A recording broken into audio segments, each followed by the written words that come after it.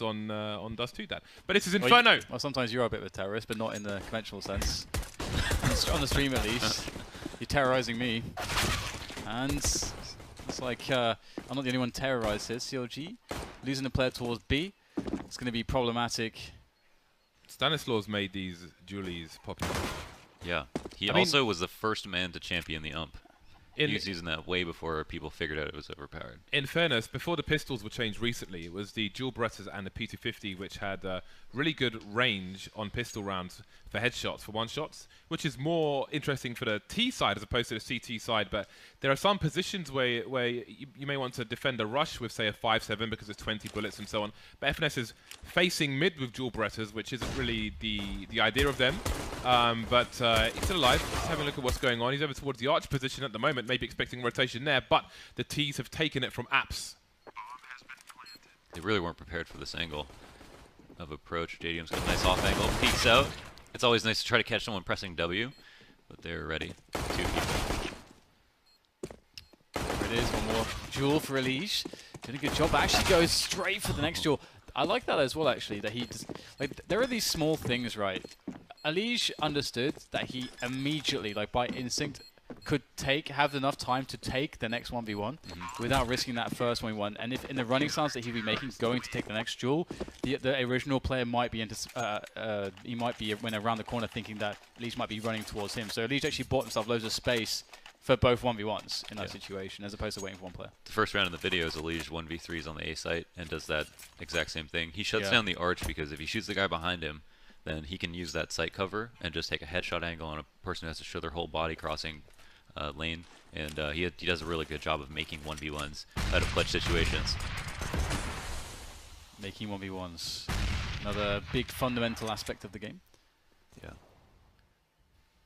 Okay, well, Elige clearing the boiler. We had a great storyline around Fur yesterday for SK, because he's the man that clears boiler in every default there, and nothing was talking about how he studied Fur's demos and so on because he was doing a similar role. And what was the conclusion? Yeah, you just kind of cut that off a bit short there. Here is 60% of a story, and you know what, I'm done talking now. It's great defense by CLG so far. Just losing Ruke at the end. Nice flashbang. Not waiting for Liquid to execute their plan, but executing Liquid instead. Better of the two options. Nice bursting with the MP9. You don't want to go for a full spray at range. It was a good move from CLG as well to throw that kind of aggressive smoke at the beginning, but then to not actually play behind it, just to try to get the team to group up hot flash through the smoke, which would give them a tell on the site for a rotate, instead of actually leaving one of their players vulnerable to actually getting blind. Well, that nade bounces a little bit off the wall because of the good flash from Liquid busting out mid, and they've got up safely. This is quite cool, actually. They have players really close to top mid. Because again, we do see in the meta that CTs like to go for a quick peek boiler. It's very punishable if you have the fast top mid presence, like Liquid had there. They weren't quite in top mid, but they would have been in position to support, let's say if Elige was taken down and the CT tried to escape. I don't like this A setup at all. Like, you need to have crossfires, right? This is, yeah, see, they're getting into pit finally. But you run the risk of getting lurked on if you take your position too late. Whereas there's no downside to sitting in pit all around. It's the best spot on any map. So now I think we're going to have the arch wrap that I was talking about. They like to do this 5v5 when they have enough utility and guns. Twist ends up, I think, ending up in halls here as Elige comes out lane, if I'm not mistaken. 45 seconds on the clock. Counter grenades from CLG, well timed. Elige may start to fear grenades. Hasn't seen anybody, and he's got 23 HP. 35 seconds remain. Nitro's just been staying bottom banana, but CLG haven't really gone for any plays or any info. They can't because Rike's over there. He's got no flashes, and Ethan can't really flash Rike into the angle. That's not the most ideal situation. Liquid really running the clock down, but Elige is being taken out towards a short position. FNS could do some flashbangs towards Arch, but he will backtrack into the site itself. 13 seconds, and Liquid aren't really getting anywhere. They do have a player on the site, but he may get quickly dispatched of. Now Twist is alone with 6 seconds left, so I don't know if Liquid were looking for an entry, but that was quite a slow one. and painful as well. That was good for Akusta to go and kill a Legion Boiler right off the bat. He's an important part of that strategy. And then also the late smoke and halls, which denies Twist from being able to flash out and kill people who are falling back from Arch to the site. So that allowed Cutler to just hold on Arch as long as he possibly could. And that's the core for Liquid. They need to make the most ground, so they send 3 people that way. If those people can't get around, then the other 2 players can't get activated. And one thing that's like you brought up, James, which I was thinking about as well, and I wanted to deflect along this, is that you said they weren't taking any information on the map. They were just playing super passively. Yeah. And typically, like, you get 2 decisions when you start the CT side. You can either play passively and then sort of test the Ts, not give them any opportunities, and then see what they make with it and take that sacrifice, see what pace they're playing with, or you can start trying to put plays on straight away. I usually like that approach which they took. Send the feelers out there, see how the opposition wants to set the pace, and then slowly start to react as the game goes on, as opposed to taking risks straight away. Have you sort of a similar mind? Yeah, so honestly, it looked like CLG didn't do anything informationally once Liquid had tested Banana a little bit. And we'll see a better team retake Banana, or at least check it, so that they can get a rotate early, because just like old Inferno, it's much more favorable to play 4 people A and have Banana control and look all the way down. Like CLG were given that, but they didn't look at Banana. They didn't send anyone there to get that information, so they should have actually lost and relied heavily on their individual plays, which ended up coming through. But Ricky will be a good guy to keep an eye on if CLG keep 2 towards B, if they give up Banana, because this time he's got 2 flashbangs for his teammate, so he can, like if it's him and Ethan towards the bomb site, then he can flash Ethan in later on to have a look and see what's going on, whereas previously he couldn't. But for now, he has a read that there's nobody on Banana, so he'll play around the smoke just in case somebody creeps up and thinks it's a brick wall. And immediate rotation to Speedway from Ethan is great. It's perfect. He's going to be ready in time for this push. It's actually a 5-man quad and Valk push coming in from Liquid. So these counter grenades are doing a lot of damage. So they're going to go back towards the Arch side now. And Ethan has actually given up position of Speedway to go Library. So this is actually going to work out, as they're not going to go through to CT spawn, where there was a blind spot, into the wrap onto the bomb site. It's all about these individual openings that they're trying to create here as they charge in. But Cutler's still in position on the pit, and you have to deal with him. If you want to get a plant, you've got to deal with Cutler at this point. And here he goes, Elige with that entry. And finally, after the madness, they can get their bomb down. Initially, it was going to be a 5-lane take and they made an on-the-fly adjustment because that Molotov came down, so they were running low on the smokes, allowing them to provide cover, and they had to make an on-the-fly adjustment, ran around, and made those kills happen. I think, and here they have a huge advantage, obviously. You know. Ethan's still alive. It's good that he didn't take the second fight in Library earlier on, but it's a great transfer from Elige. StarCraft aim. Yeah. Yeah, but it was cool, like, when Ethan got his first kill on the Library, he knows there's almost definitely more players there, but he doesn't take a second fight. The threat is an issue for the T's to deal with, and he repositions and then is still alive later on to try and bring the round back. Yeah, and do you see when, you know, our man goes down at Library that how many different times the CTs have to split their aim? Wow, what a pick, dude. He was doing that yesterday as well. JDM's got to be furious. Yeah. He's got to be furious. The thing, like, Kusta did that yesterday. I wonder if that is something he just does all the time. Like, JDM will be looking to the right-hand side of the smoke. So even though it looks ridiculous that Kusta got that kill, JDM's not expecting that. And that's so huge too, because like CLG can play like they did against Liquid's first buy rounds now, where they don't have to take any risks. They can be like, well, we can just forfeit information. You know, they're down a man. Like, as long as we get like a couple kills, like 2 kills or something as they come into the site, the retake is still going to be in a pretty good spot. So can we? Again, it's a situation where Ricky doesn't have flashes, so he can't put Ethan into a position to do something aggressive. Like that smoke. So they're both passive on the B bomb site. In the meantime, Kusta continues to deliver, continues to go back, just feeling himself right now. Oh, that could have been a third one. That smoke from Stanislaw on B is actually super sick. We can talk about it in a bit, because we have Stan like sort of rejoining the team here with the AWP. Was the man in Cubby. Finesse peeks out. He catches Stan, scoped up towards pit. That's a problem, because he can just sit here now. Sure, they can try to nade him, but they're down to 2 men. They have to invest so much of have the remaining resources to try to take him down, that Finesse can be happy to just kill time. Yeah, 15 seconds now. That has burned a lot of time for Liquid, and they may feel like they've made a mistake there because it doesn't necessarily help them advance to the site unless it pulls the player away from the arch position. 7 seconds, they may just get the bomb down, but there is a player on short for the CT side, and there is the burst from Rikke coming all the way from the B bomb site. An expensive round for CLG, but Liquid don't get the plant, and they got no money. So go ahead. Yeah, I was going to say Stan with a denial of information play throws the smoke on the site. Yes. Okay, go. Yeah. So the only problem was just that CLG had player boosted on oranges, so you could see over it, so you didn't have to worry about like a lurk through CT. But how do you cross? How do you cross as a? It's tough for them to like cross safely. It takes time and maybe an investment. Them being CTs or oh, for the CTs yeah, to for come CTs, through. yeah, because that's kind of like I part think of the issue, right? Yeah, but I think if you don't, I think they felt a little bit safer knowing that they didn't see anyone after he could see over the smoke. But the idea, I think, made a lot of sense. Ethan, that is wow, a lot more than you would expect in that situation. That's a fast ace. I think well, sneak around, but I think it's in a lot of situations he gets 2 kills there.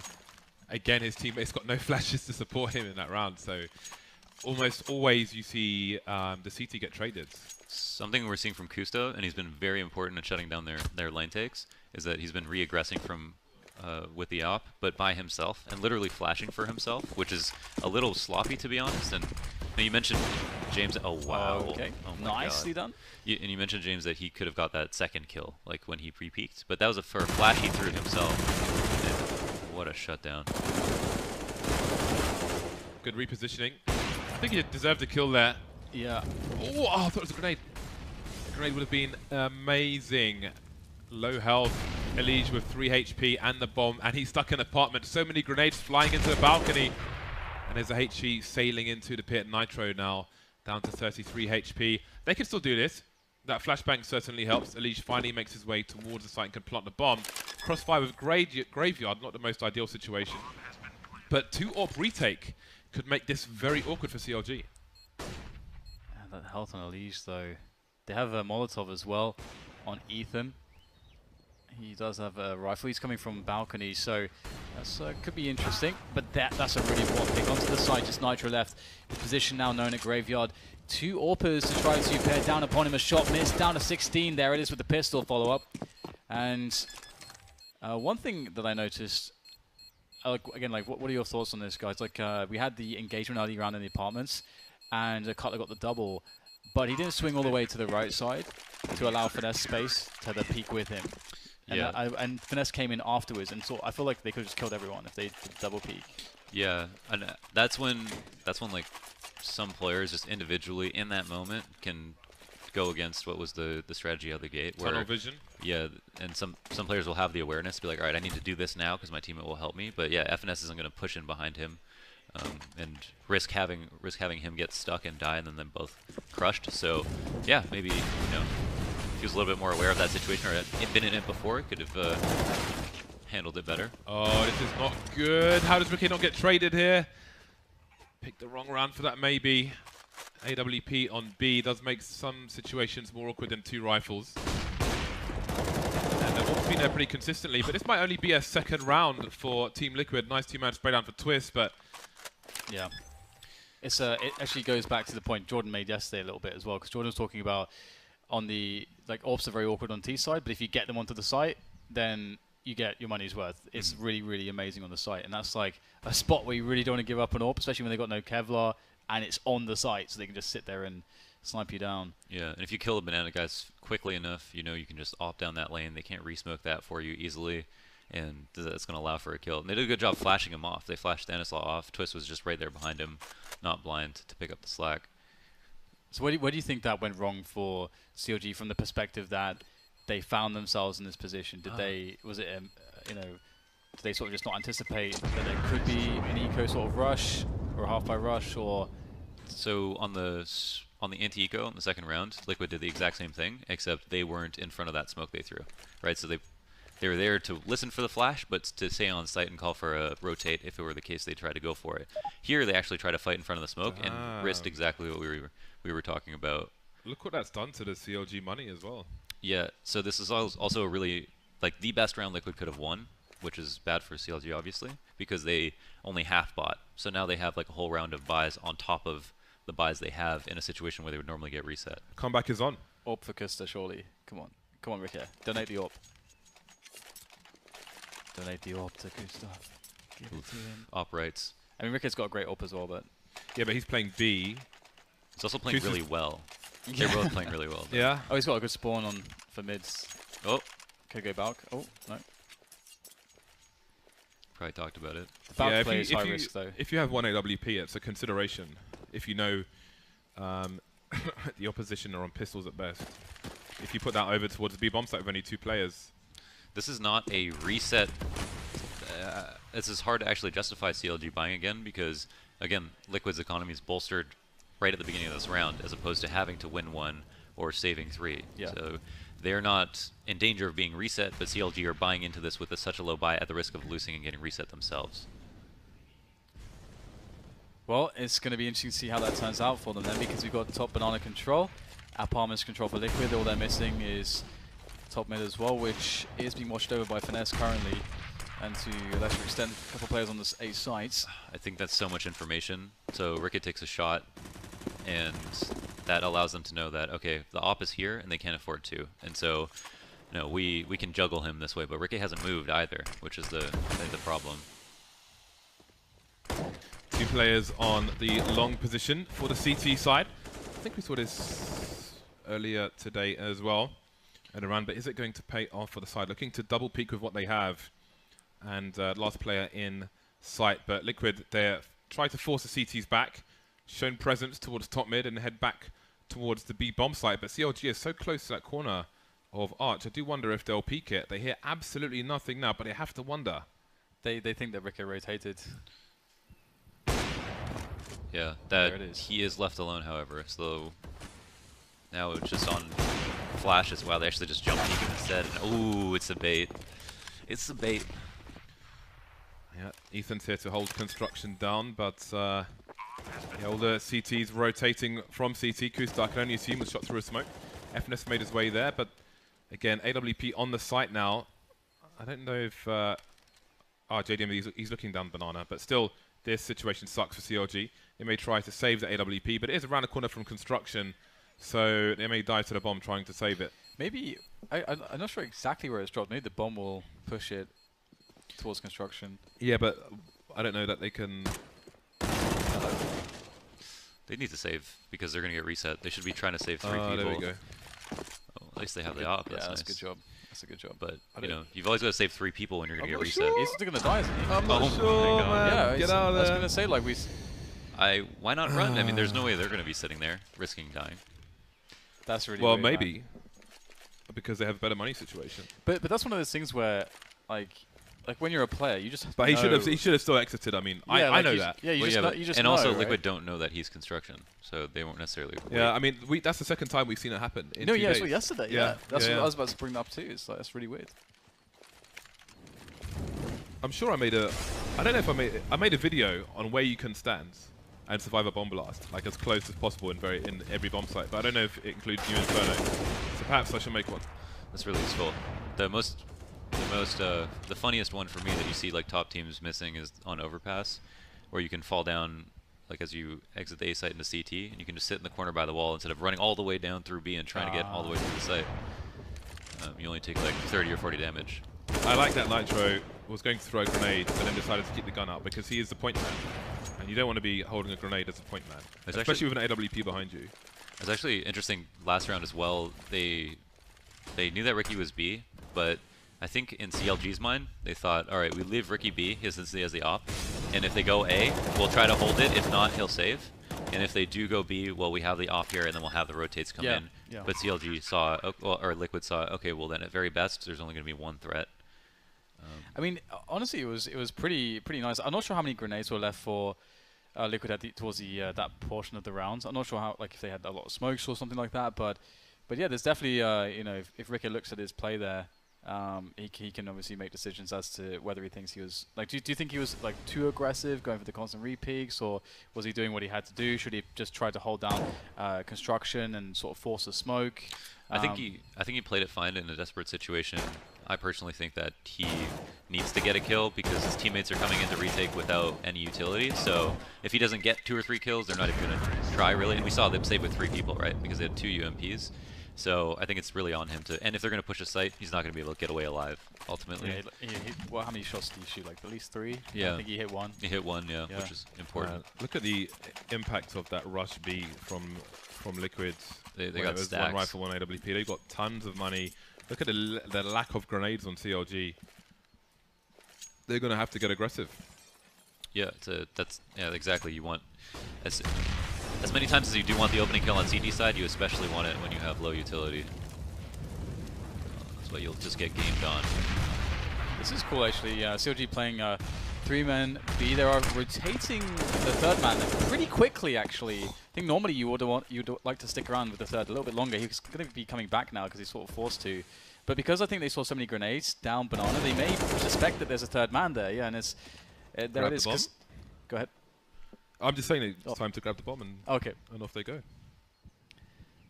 Yeah, so that's I think that's a setup they may want to revisit a little bit.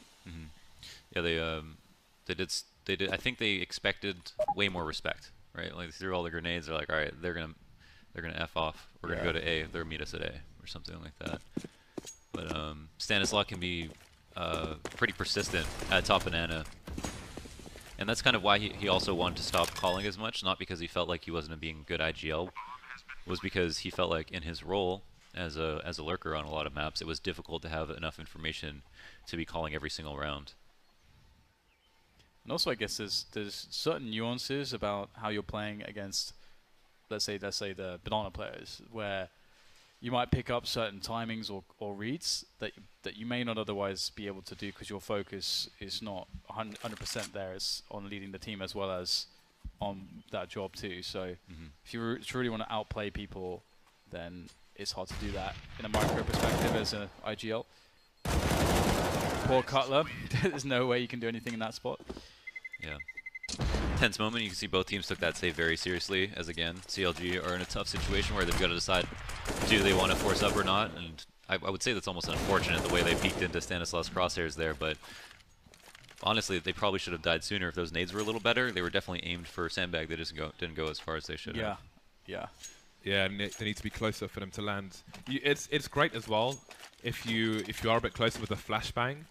Then it can just land at the feet of people standing behind the sandbags, which makes it hard to know which way to turn to avoid the flashbang as well. Sometimes we'll turn and face the gate and still get flashed. It's like a cross-up in a fighting game, James. Yeah, it pretty much is, yeah. A cross-up? A mix-up? Ambiguous cross-up. Ambiguous cross-up, yeah. Oh, cool. Ambiguous cross-up. Is that redundant? Like, would cross-up be the same as ambiguous cross-up?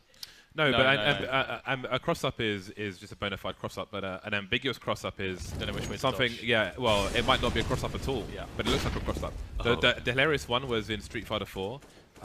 Blanca players could sweep someone and then do the Blanca Ball Ultra, which would bounce up and slightly forward.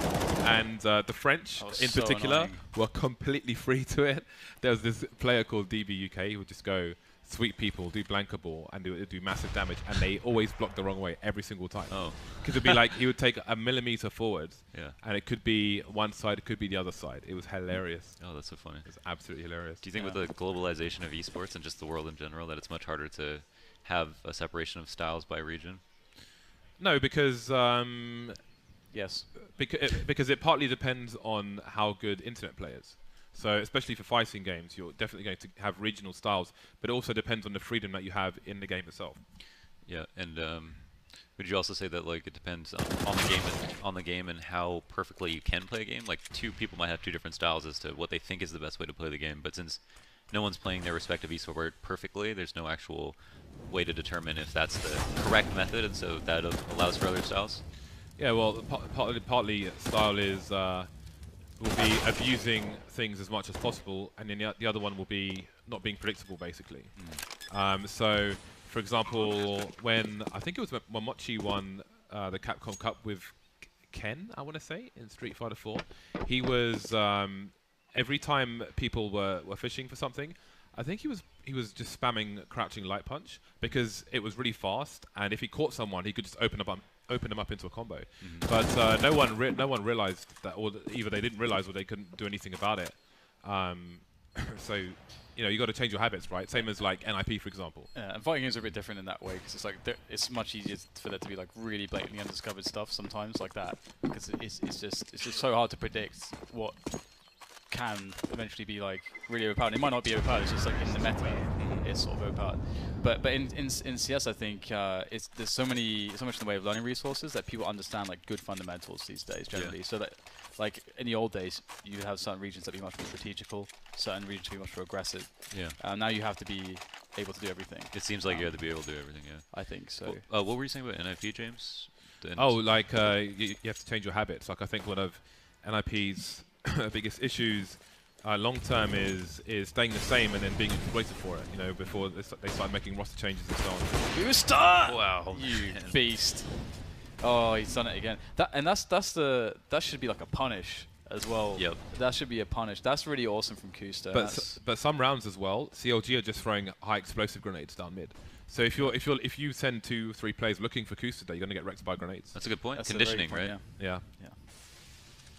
That's really Changing really your awesome. habits. That is critical. It all ties together. And that's what SK are so good at doing. It's just like whenever if someone wants to condition them, they just like won't accept it. You know, they'll try to read you every single time. And the best thing about what he is doing is that that's a confidence play.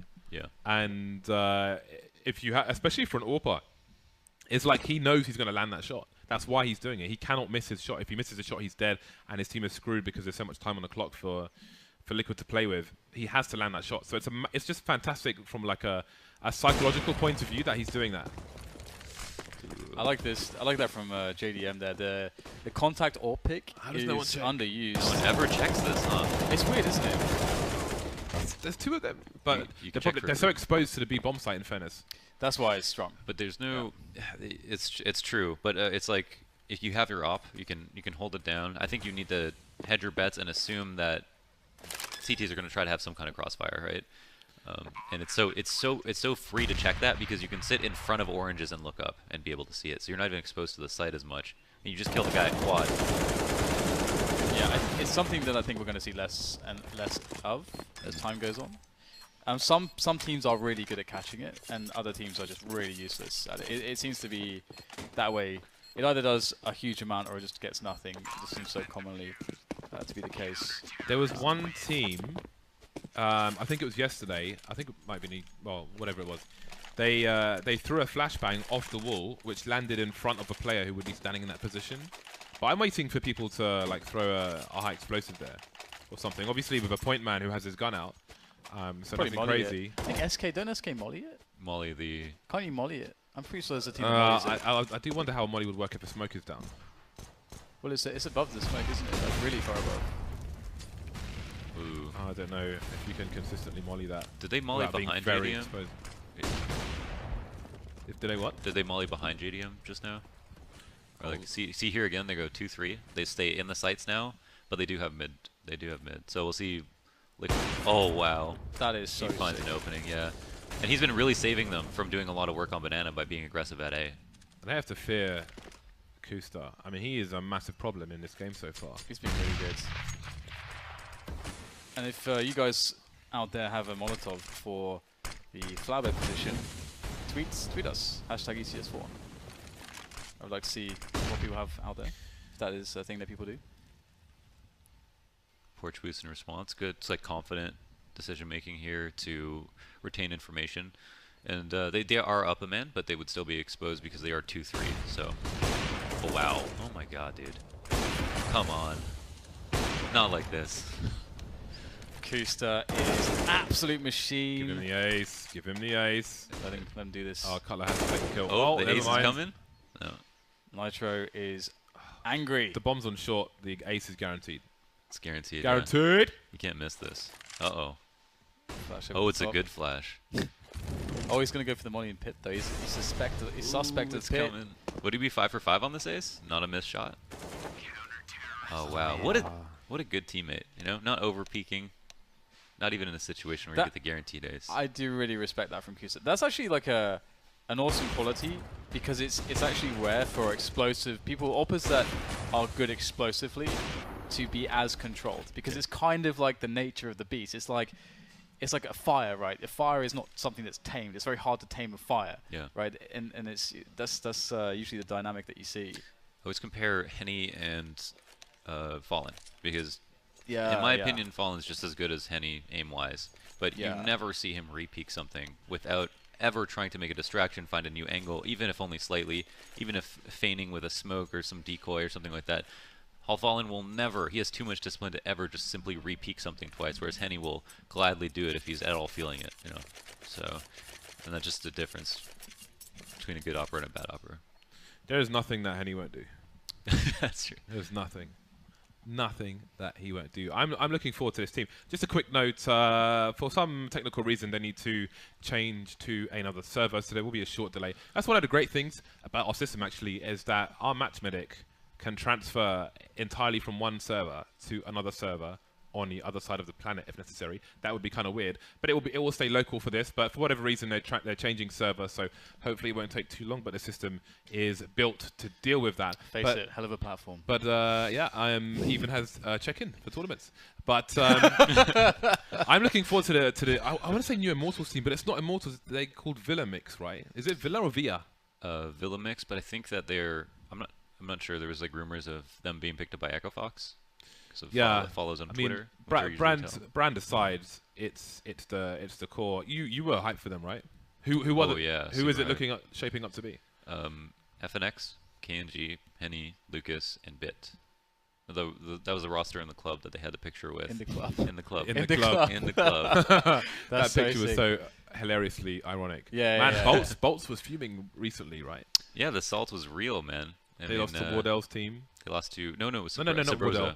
Sabrosa, yeah, the French Canadians. Very upset about that. It's actually really like the irony is amazing, because it's actually like we were talking about this earlier, the whole drama surrounding the team, and the fact that, for example, like KNG's response, which became like something that exploded, and that's essentially why Immortals got rid of him and so on, was about something that it wasn't really the point. Like the whole drinking thing wasn't really the point of anything. It's just like being late for the game. Like, no one cares like what you do before the game. Like, you can do whatever you want. Yeah, in fact, that's none of anyone's business. And yeah, exactly. It's no one's business. And in history, there's been loads of people who've done whatever they wanted. They've gone out and, to a much great extent, still come in on time and won the tournament. I wouldn't agree that it's no one's business. I mean, these teams have fans and people who support them, and I think they have a right to expect a reasonable level of behaviour from their team.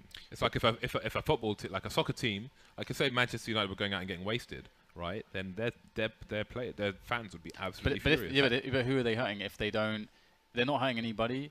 Unless, if they win. Yeah, no. Well, if they turn up on time, they're not hurting anybody. And some people they can handle that and it's completely fine. Like that's the problem, is that it's sort of stigmatizing for players in a way that they have the freedom to almost sort of do what they want. They have to be have a curfew now. Do they have to have a curfew now? Like, people kick up a fuss because they're not in bed by 10 p.m. the night before, with some chamomile tea or something. That's a good point. I also think it also becomes, I think the real problem, because that makes sense, is just that it becomes conjecture when you talk about like what circumstances they were in, like how much they did drink. Yeah, that's another really big issue. Yeah. The rumor mill started by FNS, of course.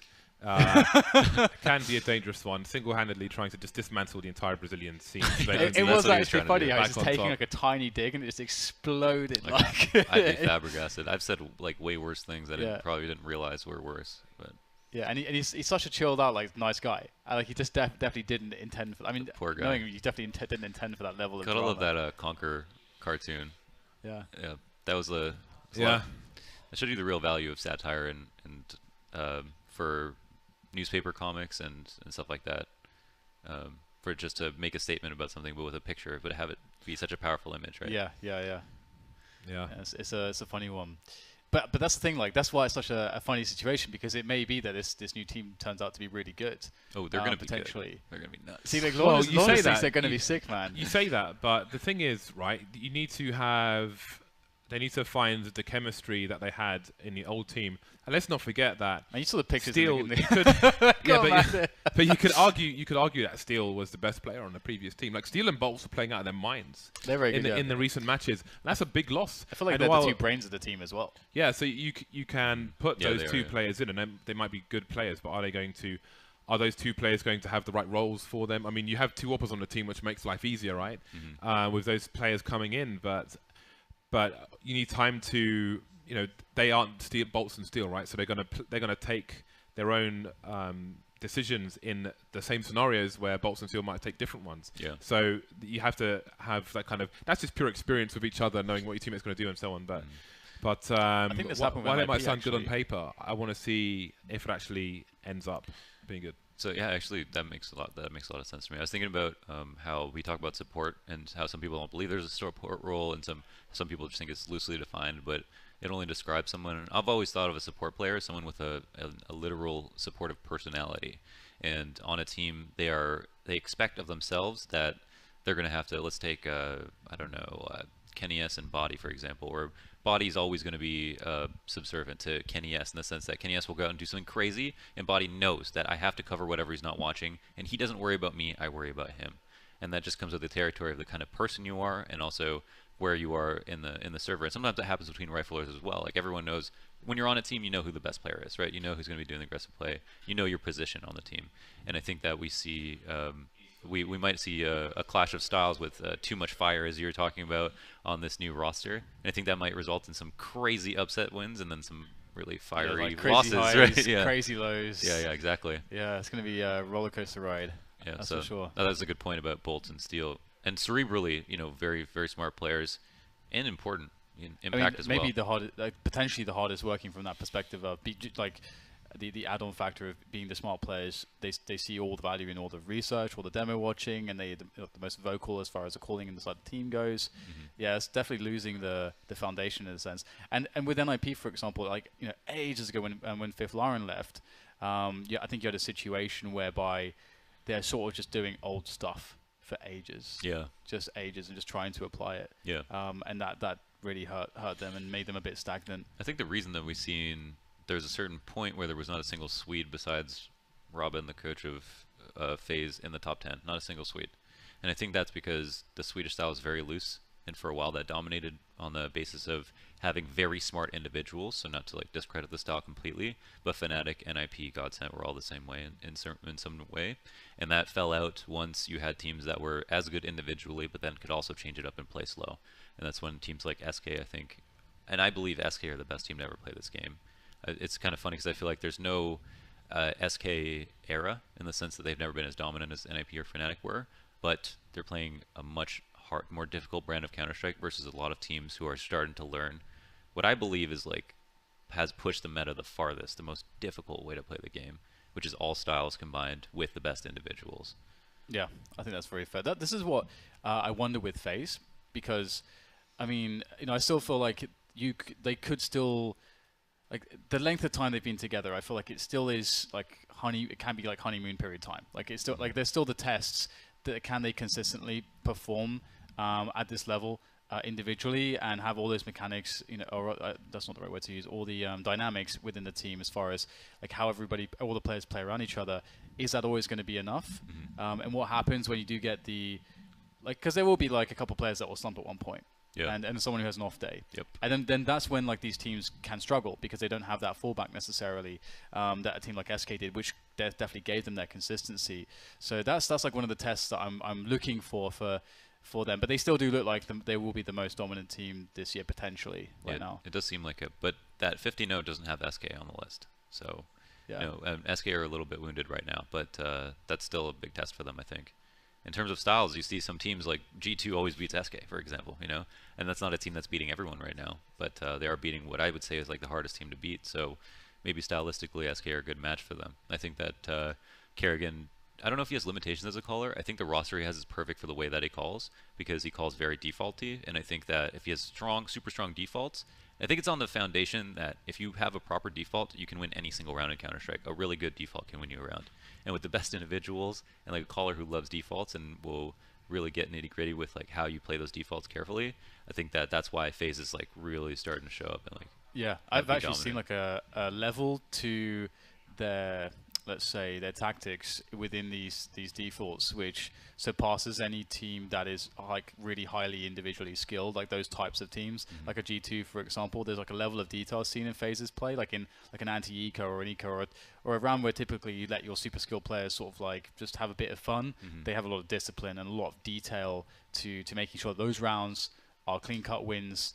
And that really impresses me because I never expect that from such a team. And speaking of G2, do you feel like G2 are limited strategically? Is that a problem for them? Like, do they need something to mix it up because they are inconsistent? Yeah, they're a little inconsistent. I'm not exactly sure what they need. For me, G2 are my favorite team in Europe, and I love the way that Shox plays the game. I like the looser style as opposed to the slower, more methodical style. I feel like when you try to control too many footsteps, that's when you see individuals be stifled a bit, and I think that we saw that a lot with Existence, where a lot of his individuals sometimes would shine, or like a lot of focus on Kenny S, for example. But I think Kenny S played as well as he did with Existence because he was given absolute freedom. So that's why we saw him shine so much. But I think you have to, in a game that moves as fast as CS:GO, as compared to maybe an older version, need to like have trust in your teammates to make smart individual decisions on the fly. So I think that the style closer to defaulty is always going to work better than the style closer to strict, and that's why I like SK so much. But I think maybe G2 are potentially a little bit too loose, maybe a little bit too loose. So for the viewers out there that don't understand what a default actually sort of means, what is the easiest way for you to explain that in the most concise way? I'd say a default it would be on the T side. You would get your 5 players out of spawn to say we're going to take as much free map control as possible, implying that you're going to walk into areas where you don't think the CTs can get to first, and then you're going to work on creating a line in the sand where the CTs can't pass, and then finally deciding what aggressive map control you can. So on Inferno, you might go set up on Banana and apartments, and then decide I'm going to take top mid control where the CTs can be, and then you try to do that as safely as possible. Move to top Banana control, and with that you control rotations. You can also find ways to just get free kills in your default, which is very, very favorable. And if you do that 5v5 with all that map control retained, you have options to either go A or B, and that's when like the best callers shine, because you can mid round the hardest, and you can make it so there's no way to read you. If you don't have information, you just don't. So, and it puts pressure on the CTs to be uncomfortable, which is always important, right? Either you want them to be in a spot they don't feel like they're watching the right angle in, or they're in a spot where they don't have enough information, so they have to go for an aggressive peek, which you never want to do on CT side. Awesome. Well, I think that will tie it up for right now. We're going to do a quick break whilst these players do get their asses on the server. So join us after the break for the resumption of the match.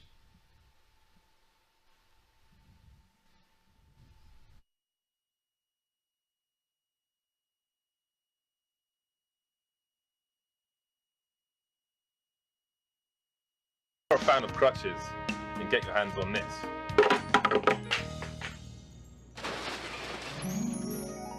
But now let's focus on an even greater product, Taser.com, a competitive gaming platform. Wow, James, that sure sounds amazing. It is amazing, Dan. On Taser, you can find the toughest dudes in the galaxy. I heard it's got all these great features for real gaming. Yes, it has, Dan. Like a voice communication system. Just post one to your friends. Wow, James, that sure is cutting-edge technology. Radios must be within a 10-meter straight line with clear line of sight and sunny weather with no wind. Do you keep getting wrecked by hacker noobs online? Introducing new Taser security system. Wow, it's so lightweight. It feels like there's nothing inside. That's correct, Dan, but there's more. Behavioral index to keep you from playing with idiots. An easy way to send in your results. Multiple game titles. And here you can see a happy customer. It's great! If you sign up within the next 4 minutes, you will get these items for free. James White's best Christmas songs. Watermelon signed by Dan Black. Fan är det här?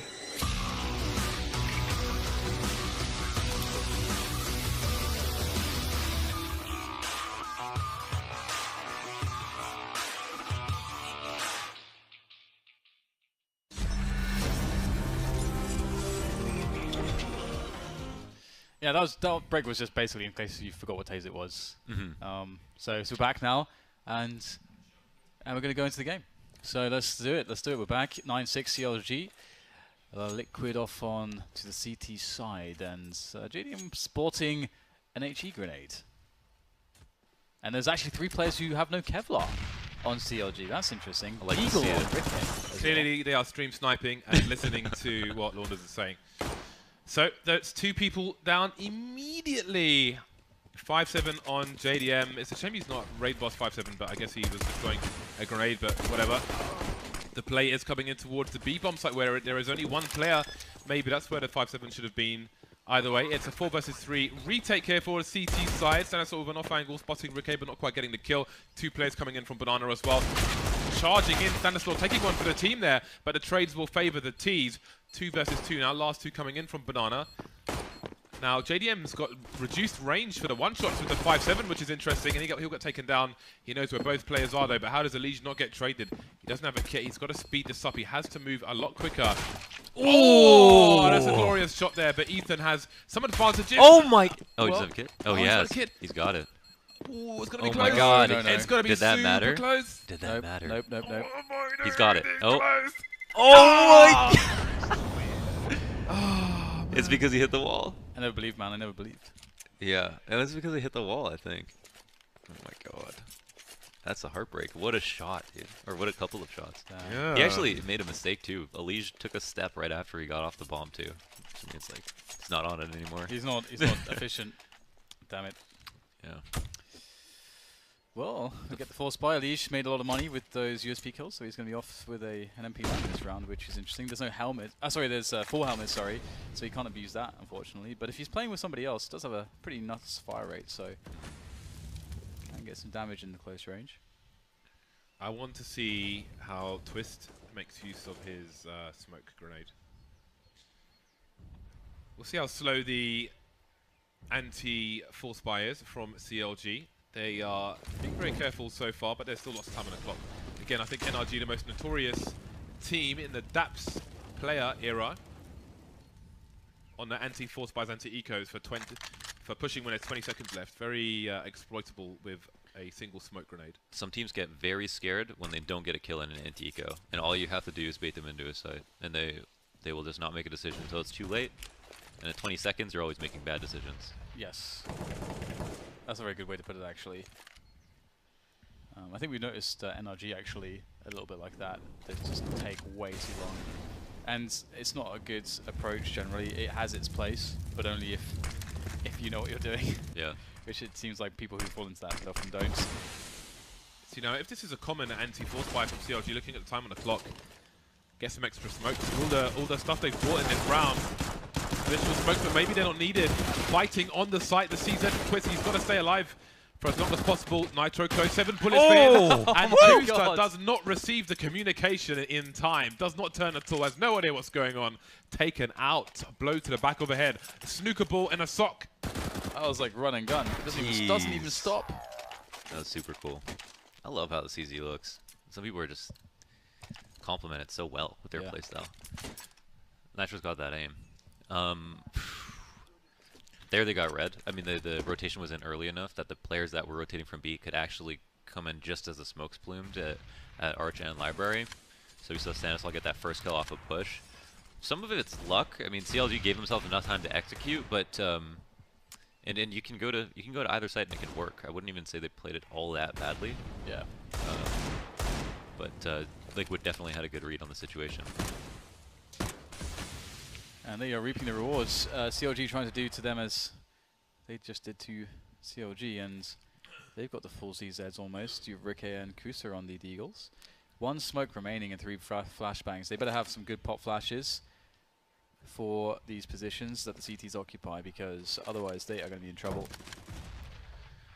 I don't think the CZs alone will be enough. Yeah. It's kind of difficult to wrap Arch with CZs and stuff like that, just because from Moto to Cubby is such a long angle, whereas lane and halls you can come out and find fights really close to you. Bomb spotted immediately. That's something for the CT side, although Stanislaw smoked out of the site. which means that CLG may have an opportunity to pick up some weapons. Ethan moving onto the site, that'll give them a crossfire. They've got they've got Cutler in the pit, and Kusta on the high ground with Desert Eagle, trying to maintain control of apartments, and keeping the high ground may just help them out, although Liquid are not venturing over there. Smoke in the pit will help. They've got 2 more flashbangs to come. Elise charging onto the site, completely missing the spray. And time is really ticking here. There's still 2 T's alive. One spotted around the smoke, but the kill not coming in. Sanderstorm running out of bullets. UMP reload way too slow. Too many T's alive. Somehow CLG take that round. Okay, that was a bit of a mess. A little bit. Almost just mechanically. Like, just that first kill coming on the site. Elige missing out like most of his spray and getting killed. Allow CLG to take back the momentum. And Liquid needed that just to even up. It would have been, whatever, 10-8 with another eco on their hands. But CLG now are in the driver's seat. Damn, son. Taste of their own medicine. CLG were deploying those grenades in the first half.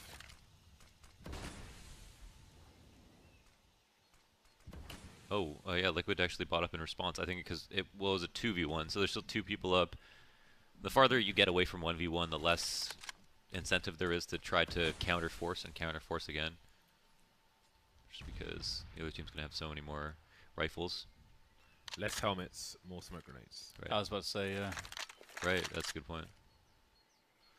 That's basically like the biggest, like the value on the smokes is so high in this round for the CTs. That is for sure. It might have been a snap decision to buy up, and that's why they went for the full armor. And here they have a fast flank as well as a rotated, and so if they take too much longer, it might get a little hairy for CLG. Oh, that is crazy. Instant kills coming in from Liquid. This is disgusting stuff. Twist! What on earth is this? Another for Twist. He gets himself all the frags. 4K with the CZ. It's so dope, man. Twist. No, this is too much. It's so good. Look at this. He has 4 bullets left with 2 players. That is disgusting. That's so cool.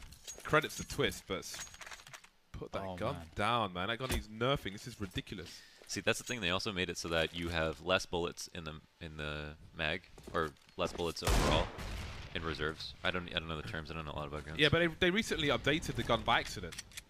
They buffed the CZ by accident? Yeah. I thought it was just the Galil and Falmouth that they messed up. I'm pretty sure it's the CZ as well. You know what? I'm going to back find to the this. Googs. Where's my man? Sloth Squadron.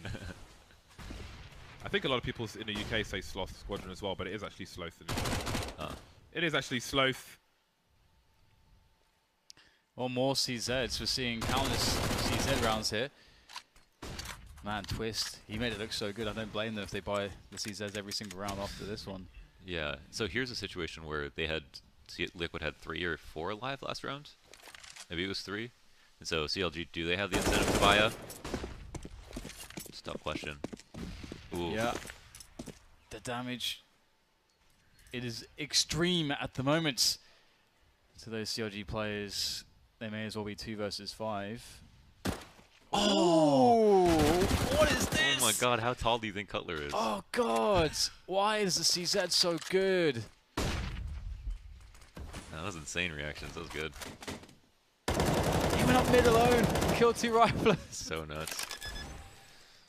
This is a bit heinous, I must admit. Oh, Nitro is going to be in there, ready and waiting with that AK-47. Elige got an AK as well, but it's not a CZ, is it? Ethan's got the Soul CZ out at the moment. The question is though, what would the nerf be? Because I don't know, man. You could shoot water to get like a water gun. It's a lot less accurate at range than it used to be. The headshot damage is very low, actually. It's still 2 bullets.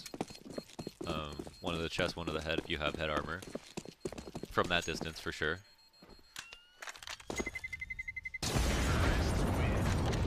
I think the problem is they nerfed it in such a way that it's so good at guaranteeing a kill. So that it was, because it's an automatic pistol, and here... Oh, wait, did he have... Oh, he didn't have head armor, that's why. And that's like the levels of fortune there that you run into the one guy with no head armor for the first pick.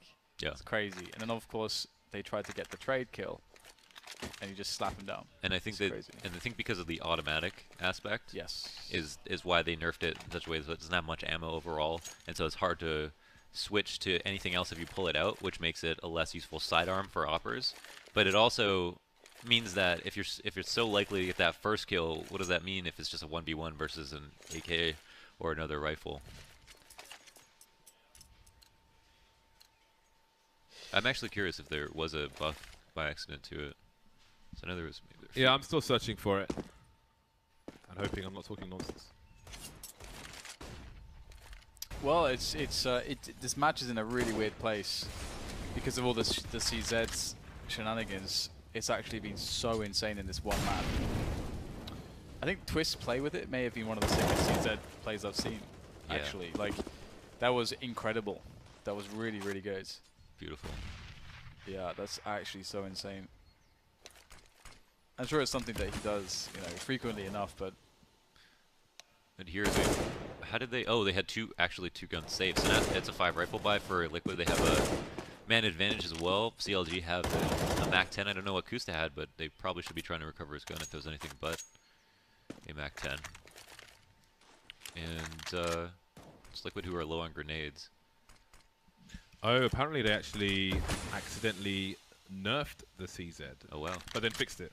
That's why I'm talking nonsense. Oh, okay. Please So fix the CZ anyway. maybe it's just that people are getting with more exposure overall. People are just getting better with it.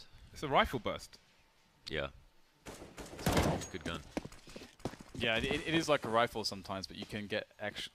The point I usually make is the movement speed allows you to get wide, like really fast, really wide peaks. If you're in a 1v1 against a rifler, you can fight it like you have a rifle with that movement, extra movement speed. I really think that's the big draw of the pistols. So the damage is close and everything like that. Oh, Push from Nitro, very nice timing, and simply unable to get this split working. Generally speaking, Nitro is still providing presence. The bomb can potentially go down. Quad side is clear at the moment. Wicked does go for a very safe plant. They're stuck on the site, smoked down. And here comes the CTs in numbers. Not too much you can do about that. Nitro laying down his vengeance. And Liquid with the rounds. Where's the money going to be after this? Let's see if they get the plant. But look at this half. Look at this half. yeah, that's Trading places. trading places, and it's And they should force again. They should. The battle of the forces rages on. Yeah, but they're winning it. yeah, they're winning They're because getting closer closer. to 60. Yeah. That's true. Definitely. I don't think if everyone's on 1 round loss, which is a tough place to be in, but Liquid just look. You can see how much money they have just by the fact that they have 3 AKs. They're thinking, should we do it again? I mean that is a difficult. It's hardcore. If you it's save not often one- you trade rounds, and you're supposed to force buy again, but your opponent has 3 AK-47s. Like that's a weird one. You really shouldn't just do it automatically. Yeah, the save 1 round does make a lot of sense at this point. You've got that 3 round advantage indeed, so it's. Ricky could opt. Yeah. They could have 2, 3, or Because it'd be 3 nice. AKs, 4 AKs if they wanted to sacrifice nades, armor. Yeah, and be a really solid buy. They should just be thinking about how to do as much damage to Liquid as possible. I was actually trying to think what would be the best way to do that too. I think Yeah. a CZs. bomb plant. I think a bomb plant would certainly help them as well. Yeah. Bum rush to 800 be bomb apiece. site. Although, yeah, I don't know. Couple CZs, couple smokes. Couple tings. I'm assuming this is a technical pause. Okay, so someone has some kind of lag issue. Maybe it's a routing thing. Tell us about routing in Quake, Dan. What's that? I'm curious. Oh, I think I know. You want me to?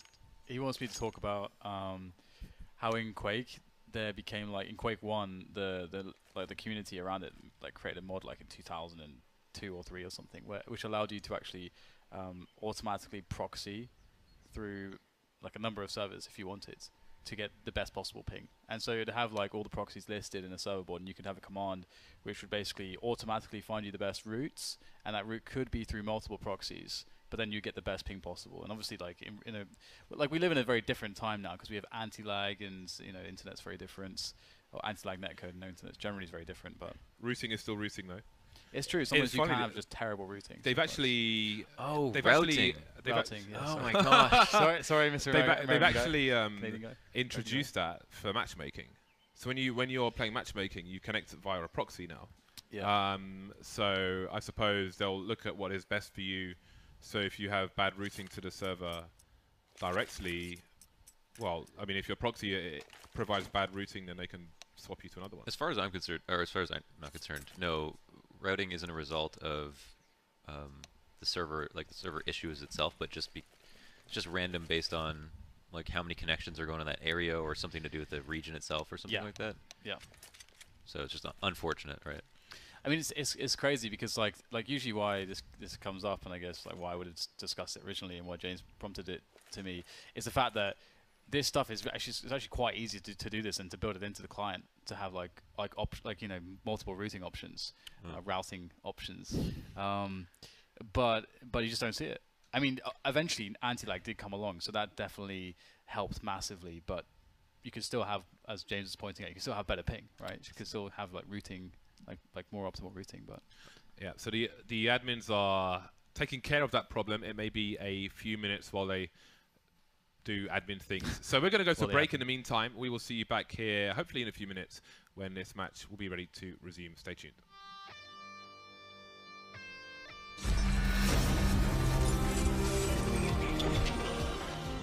If you're a fan of crutches, then get your hands on this.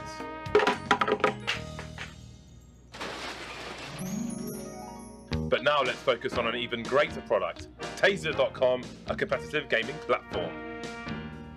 Wow, James, that sure sounds amazing. It is amazing, Dan. On Taser, you can find the toughest dudes in the galaxy. I heard it's got all these great features for real gaming. Yes, it has, Dan. Like a voice communication system. Just post one to your friends. Wow, James, that sure is cutting-edge technology. Radios must be within a 10-meter straight line with clear line of sight and sunny weather with no wind. Do you keep getting wrecked by hacker noobs online?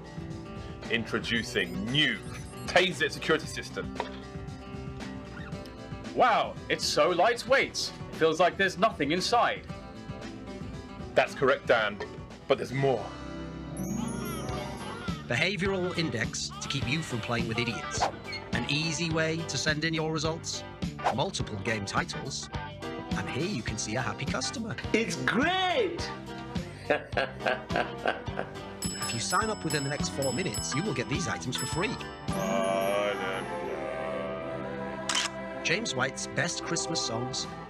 Watermelon signed by Dan Black. Fan är det här?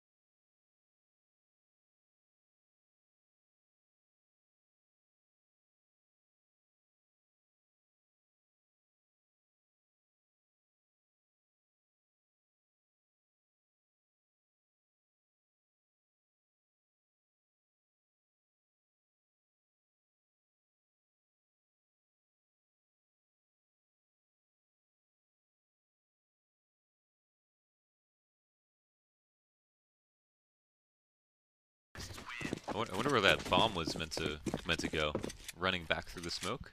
On its own, yeah. Just, yeah, on its own, without its teammates. buddy system. Yeah, they can't expect the guy to be down there, but it is what it is. 12 to 10. CLG still with a 2-round lead. Both teams on the bye now. The grenades seem somewhat limited on the CLG side. They've got the smokes, the all-important smokes. Yeah, I think 3 is a critical number for having like a solid buy, where you know you get 2 entries to win the round kind of thing. Wow, that is a shutdown right there on the bomb site. Yeah, actually just sacrificed 2 people to try to overtake it. I think you would half expect 2 people to be at top banana, so the odds there that you go, either you're left alive with at least 1 person, but even that seems like a bit of a risk. But you've got to throw Hail Marys when you're low. 4 on 3. The bomb has not been committed in either direction. Liquid with a double construction play towards the B bomb site. Maybe Stanislaw will deter them from making a play towards A. There's still a minute on the clock, but only 2 CLG players remaining, both trying to get something going on either site, and the bomb is bottom mid, so if one of them gets picked off, then life is going to get even more awkward. Wow, that is so interesting. That avoids getting pre-fire headshotted. And Rick is going to have a pretty neat surprise, I think, as he looks up, but depends if Nitro gives up this boost, and he has made noise as well. But still no one's going to collect the bomb. That is so ultimately you would assume that one of these 2 players is going to get picked off like that, and then the other guy's going to have to run back to get the bomb, but he's just continuing forwards. So I don't know what the play to try and win the round is here from CLG. Yeah, I mean, you would think this is the type of situation where even though you have 2 alive and there's 4 and 2 are hurt, you would want to save, right? But Yeah, instead I they're don't know looking if to do they... damage. Ooh, you're not getting very far, sir. Just stalking his prey. A true psycho killer. I always thought he was a bit odd. 12-11 I was leaving it in game, but 12-11, and the money has gone bad for CLG, just like the milk. What milk? which milk? The milk, guys. Which milk? Come on, the milk. You can continue talking about that. Okay, well. That's what fierce banana control looks like. Yeah. Oh, sorry, my name's not Dan. Yeah, it's not Dan, it's Launders. Or Launders. Mohan. Launders. Govindasamy. How do you pronounce that? Govindasamy. Yeah. Yeah, you were close. Just Govindasamy. Okay, Sami. Yeah. But I guess I would... I think that means God. I don't know if I would say Sami or Sami. I don't think we would say Sami in the UK. Wow. He's really wanting that kill. Look at the StarCraft aim. So robotic. He's definitely a high sense hero too. Wow. I think he hit him twice in the head with that. Yeah, he did. He had conviction to that spray. You've got to believe. Yeah. Just like Kusta pushing mid. That's right. You have to believe.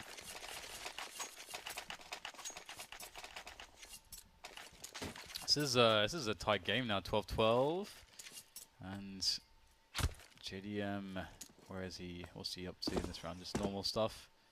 Yeah. There's 2 ways to die, right? But both of them involve half committing. You've either got to be aggressive or you've got to be passive. But 6 million ways to die. Choose one. yeah, similar to thing. the show. Yeah. Same thing with clutching too. Like you have to pick something to believe in, basically. And we can go back to that. We've got a very fast play up quad here from CLG. The rotation fast from Elige, and right now CLG are just trapped in a small corner of the map, slowly being peeled apart until there's nothing left. It's Core really was empty. That sounds gross. It's really tough to kill the player on top of halls in the first place, but when you don't and you have a smoke set up so just to take forward lane control, if he can see over top of the smokes, they're all useless, and the only way to smoke him out is to actually throw smoke on the balcony, which can be a problem in itself. So it's a difficult problem for the terrorist. Lane is a lot more friendly than it used to be because that truck was such a pain, but it's still difficult. Grenades sailing in on banana for Team Liquid. Finally in the lead. Will the horsey horse make it over the winning Liney line. the liney line? Consistency, In please. first place. Do I even English? How do you score a point in water polo? Don't know. Throw the ball. Throw the ball through the thing. through the thing, yeah. In place. Yeah. Flashbangs and the odd smoke grenade for CLG. That's your national sport, right? Water polo. It's the first thing The I think of Hungarians, the Hungarians actually are massive on water polo. Oh. That is their national sport, more Big or less. pool culture in Hungary. One of my friends, he was dating this girl for a long time. She was like international level or something at water polo, and then I learned about water polo from her. And it sounds so savage. Like, that sport is brutal. I feel like everyone's out there trying to make their sport sound savage. You know, we do that in esports too. Yeah, but there's less drowning That's true. of other People people in die. esports. Or are people getting dunked? Is that what? Yeah, it's pretty rough. Anyway, we got the push in the CZs. I mean, CLG has been a really steady climb to Liquid. They've been doing a really good job. So many rounds in a row from Liquids. And the CZs, they've lost that potency that we saw at the beginning of this match. Pew, pew, pew. Liquid, Nitro has done a lot of work there. He's made it a 4-on-2, and the bomb hasn't even been planted yet. 12 seconds, and they have expendable people to just push the plant from happening.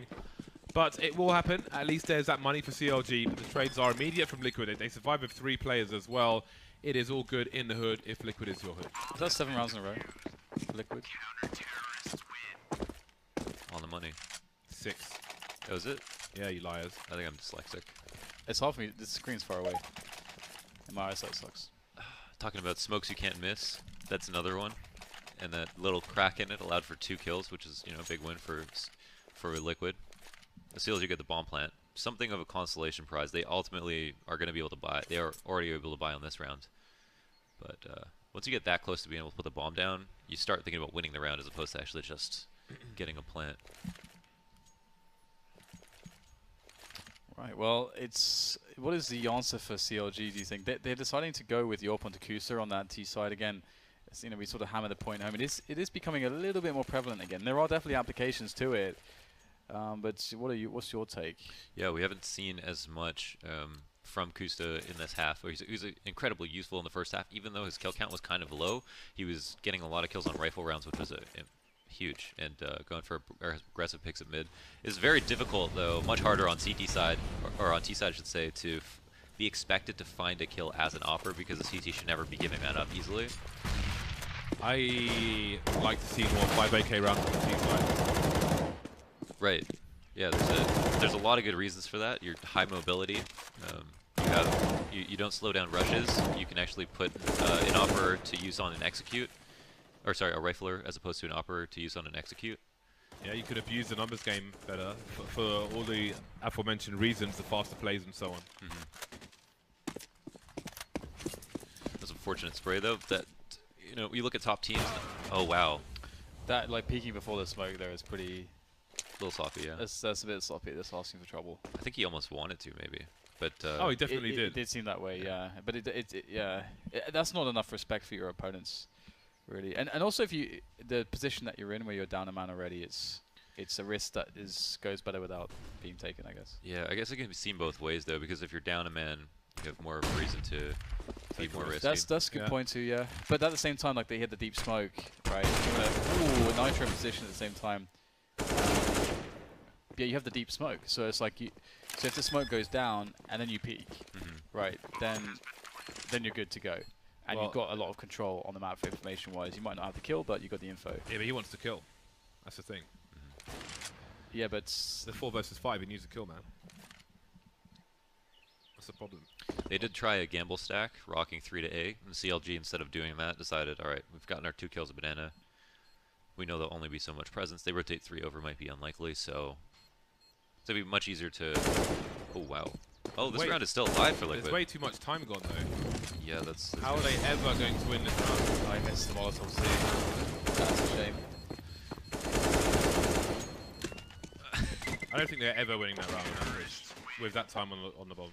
Yeah, that's a good point. The Molotov maybe could have made it so that 1v1 was possible on banana, but I think he had too much HP to be shunned off actually peeking into it. Man, that's a really tight race. We've actually got somewhere. This could be the last buy for Liquid. Technically, I mean, whoever wins this round should be able to... if CLG win this round, I should say, they should be able to get match point easily.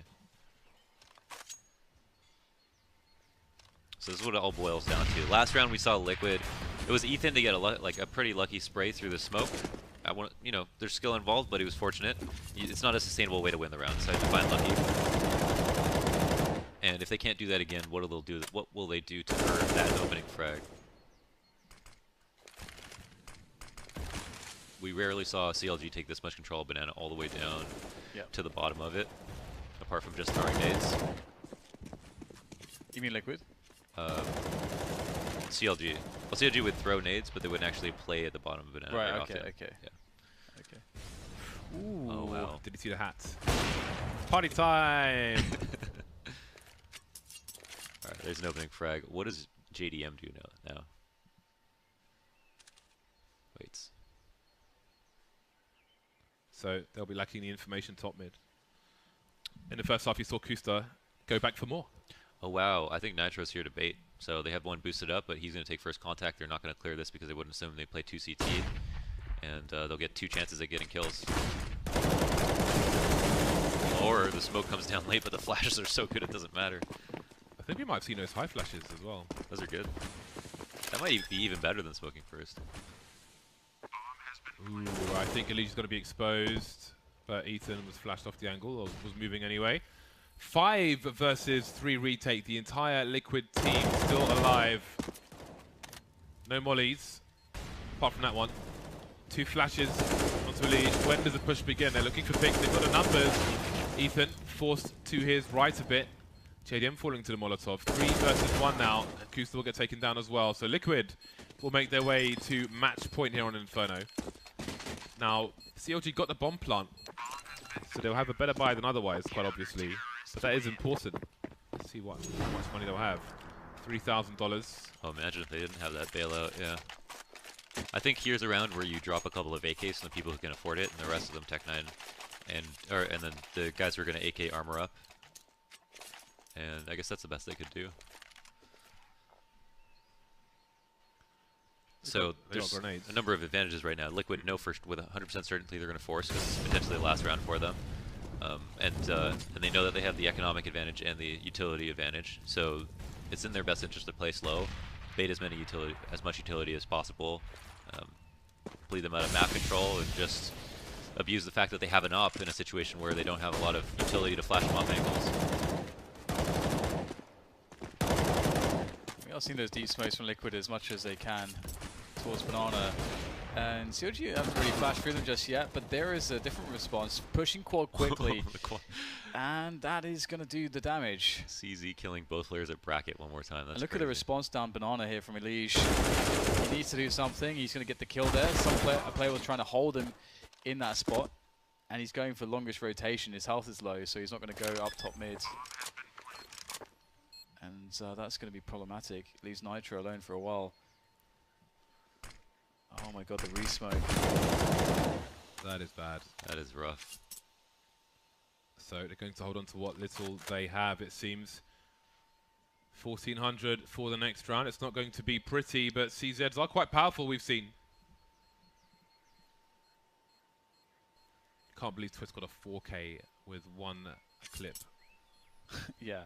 Yeah, that's actually really nice. Oh, he did that without reloading as well? Yeah. Wow. The last 2 kills, he had 4 bullets and used 2 on each person.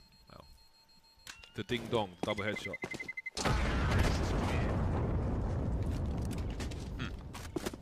Actually, losing a player to the bomb, they don't have all that much money. You're going to be buying down to 0 and 5 players. Some utility to show for it. All the AKs they need at the very least. No, everyone's sitting pretty much.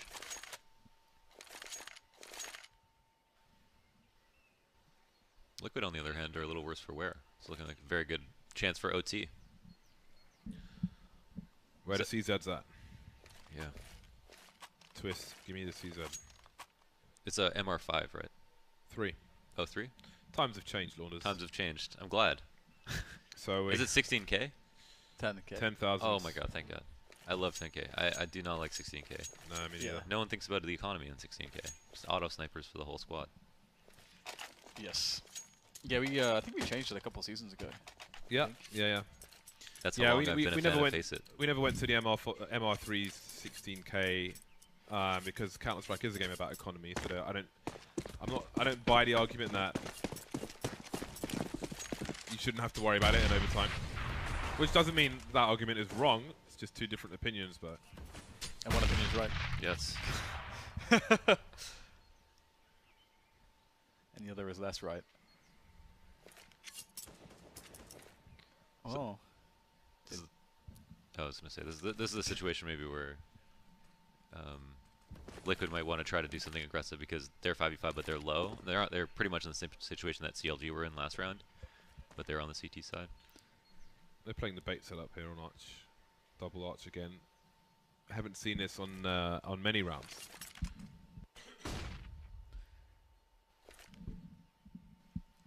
Light presence on banana for CLG, just one man. Ooh, that's good. That's to jump out of position. Doesn't get killed though. Down to 12. That's worked out really nicely. What an investment. $400 for that. That's pretty sweet for CLG. Now Liquid are forced away from top mid. Now they have no information whatsoever. And Ethan is deep on banana. So Liquid don't have much idea as to what's going on. They've got limited utility. No. Nitro has a flashbang though. And it seems, I mean, now he's got a position to throw it behind the leash. Although he's abandoning that there and leaving a leash entirely alone. There's the first kill. That flash really has to come in fast from Nitro, but he's not throwing it yet. There it is. But he'll get sprayed through the smoke. Nitro with an angle. Doesn't want to take that fight to its death though, trying to stay alive there. That's the round. I don't even know where that came from. I have no That's idea. it. Oh, through the smoke? Yeah. Oh my god, I didn't even see the time. That's What insane. on earth is that? They took, Robbery. they had everything going for them. I thought the round was gone. I was like, that's lost it. I don't know how they retake this. Well, some spray with the UMP free smoke. I think that was like max range almost as well. I think that's crazy. Oh my goodness gracious me. Well, what an